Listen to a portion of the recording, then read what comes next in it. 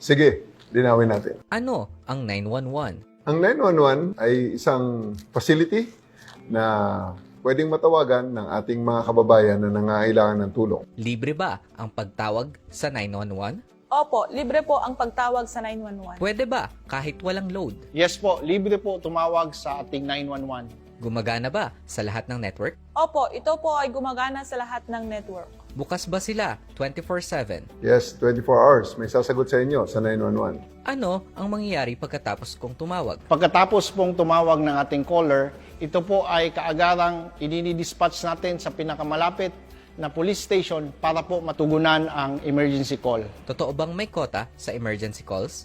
Wala pong kota ang emergency calls. May 911 ba sa buong Pilipinas? Yes, covered ng 911 ang buong Pilipinas.